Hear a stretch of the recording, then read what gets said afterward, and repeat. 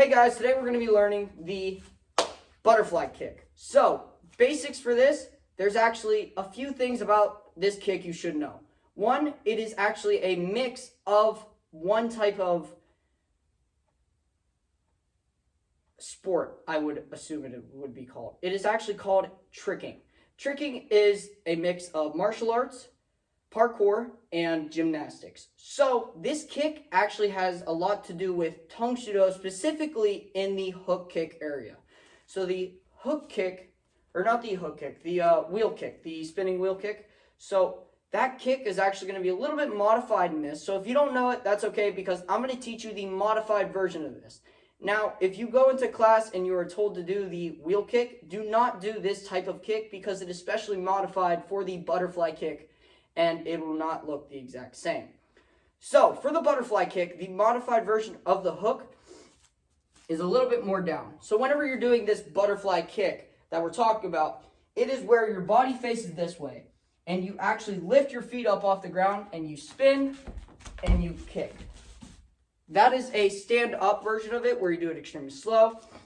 I'm going to demonstrate the real version of this. So basically, you take like 1 to 3 steps to gain momentum, and then you spin flat, and you do what would be a mix of a crescent kick with a hook, or a spinning wheel kick.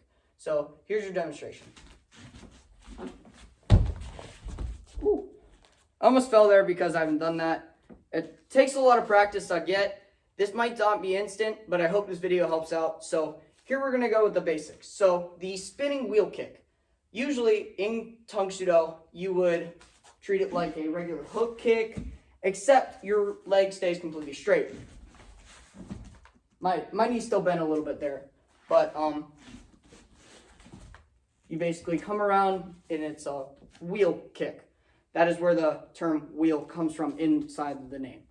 So for this one though, it's going to be a little different. So what you're going to do, you're going to start off with your right foot back in your Hugul Jase stance. You don't have to put your guards up for this because you're going to need your arms for a lot of balance more of anything.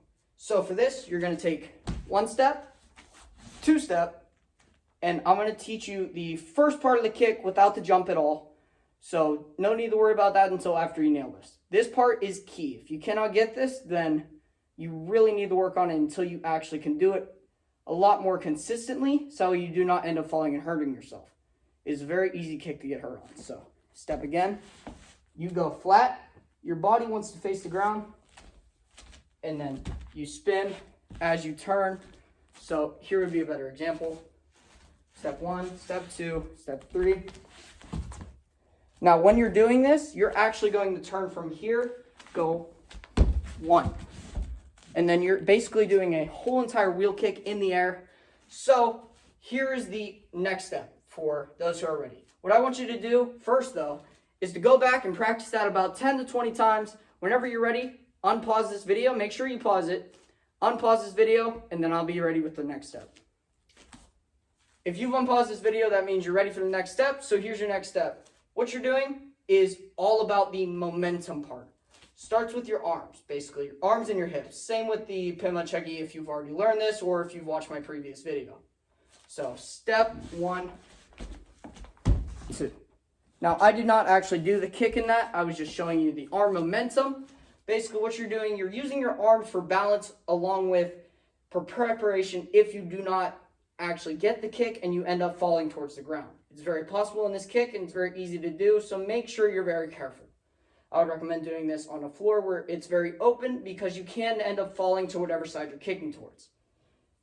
So, pause that. Make sure you can get that spin down. So remember, it's 1, 2. And as you can see, I went a little bit to my left, but that's completely normal sometimes. Make sure you pause this video, go over that about 10 to 20 times, and then we're going to learn the final step of the kick. All right, so if you unpause this, that means you're ready. So now we're going to learn the final part of the kick, which is the lifting of the back leg and then kicking and the jump.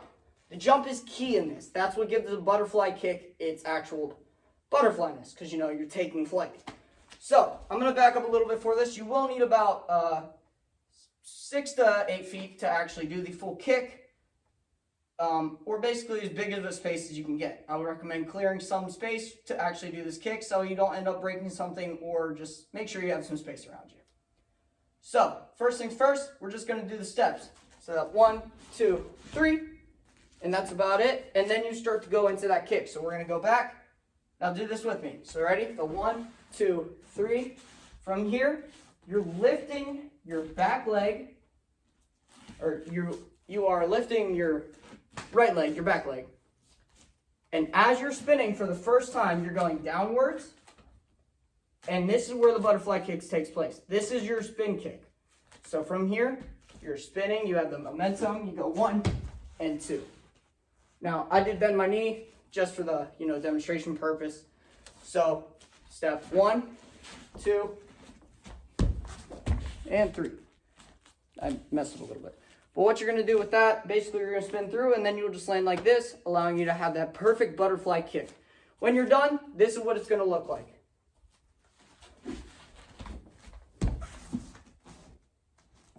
And that's it. Make sure you have that down. If you have any comments, questions, or concern, make sure to leave a comment down below. And yeah, hope you guys have some good luck. Tell me what you think.